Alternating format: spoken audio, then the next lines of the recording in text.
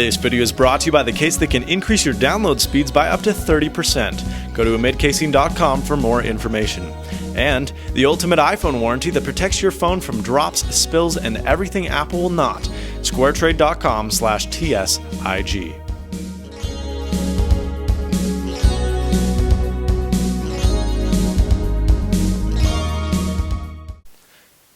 Hey folks, this is Quinn, that snazzy iPhone guy, and I'm going to try and film this as quickly and as rapidly as I can. This is a video conundrum, and I need your help and suggestions and advice. Now, two things, prerequisite to what I actually want to talk about. The first one is giveaways. I've been doing a lot of giveaways lately. I love giveaways. I've been spending about $150 a month in shipping to do giveaways. It's great, right? Because I wouldn't be here if it wasn't for you guys. I tell you this all the time, but I really do mean it. I appreciate you watching my videos. I appreciate you doing all that other stuff. So it's the least I can do to give away and give back to you guys.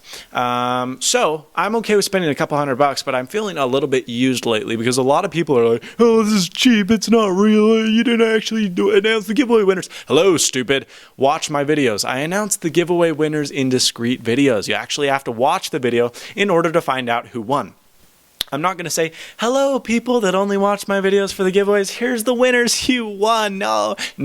You're going to have to watch my videos, and inside my videos, I will discreetly say, oh, by the way, you're the winner. Also, I have a very narrow 48-hour window. I know this is harsh, but sorry, bro. If you don't get to me in 48 hours after I announce that you have won, the product will go to someone else. Next in line to someone who actually watches the videos and keeps up to date and current with all the other information.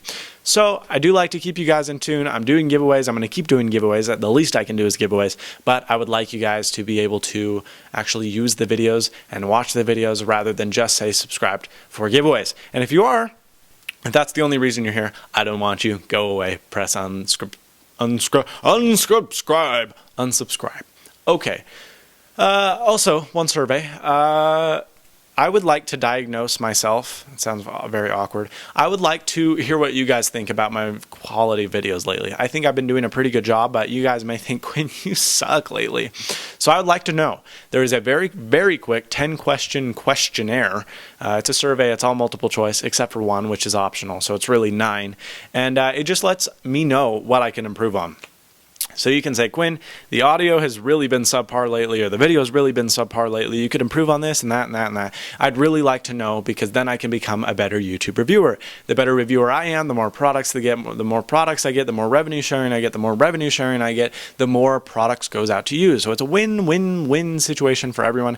Better content, more giveaways, all that other stuff. Just take 20 seconds of your time to fill out the survey. It would be very much appreciated. Now let's get on to the main attraction of this video. Sorry, I'm weird today. Okay, so this is my MacBook. I love it. It's a 2008 unibody MacBook. I traded it with a guy in the Marines. He had traded it straight across for my iPad 64GB version. He cut me a very sweet deal because he was being not deported. I don't know what they call that. That sounds very rude. He was being launched. What do they call it when you're in the military? He was being sent out to wherever he was going in the Marines in 3 weeks. So he said, I really don't want to go to the hassle of having to sell this and then buying a new iPad. So he goes, I'll just trade you straight across for a MacBook. And I was like, oh, that sounds awesome. I said, what MacBook is it? He says, oh, it's the 2008 aluminum MacBook. I was psyched because this is the only aluminum MacBook ever made. Well, this is the only aluminum MacBook ever made. No, this is the only line of aluminum MacBooks ever made. So, not like that matters. But I was psyched. I was legit. I got a good deal on this computer. The only problem I found with it when I bought it was there was a slight wiggle in the display. Was it a big deal? Not really, but it did bug me a little bit. I didn't have Apple Care, so I wasn't going to go fix it because I knew Apple would be like, oh, we're going to charge you $90 to tighten 2 screws. So I was like, no, forget you guys. So I waited and waited and waited, and I didn't have any problems or any issues until about 2 weeks ago. I started to notice that the actual display was getting detached from the bottom part. I don't know if you can see that. It's getting worse and worse every day, and it probably doesn't help that I'm agitating it, but the display is about to come off of the back of the computer. It's so bad that the Mac guru, the genius I went to, said don't even open it anymore. Honestly, if you open it and like 10 or 15 more times, the 2 parts are going to fall apart, you're going to break all the cables, and then you really will have a broken MacBook. So I said, all right, how much is it going to cost to fix it? And he said, dude, you shouldn't have come in, or he said, dude, you should, and he said, dude, I felt cool, he's an old guy. Dude, you should have come in here 3 weeks ago. And I said, why would have I come in 3 weeks ago? And he goes, well, that's when your Apple Care expired. The Marine guy never told me he bought extended Apple Care. In fact, he even went so far as to say that he didn't. He said, no, there's only 1 year warranty on it. It's out of warranty. And I was like, all right, that's fine, whatever. If I had known that, I would have fixed this 3 weeks ago, and then I wouldn't be sitting here complaining to you with this issue. The point is, and the problem is, I didn't know that, so I have to fix it. Well, I was like, oh, shucks. Let me know, Apple, what's the damage? $100, $115, $150 even? Let me know. It's going to suck. I'm going to have to pay it, but whatever. You ready for this? Drum roll. On my broken Mac. I don't care about it anymore. It's trash. I'll abuse it. $480. $480 to fix this.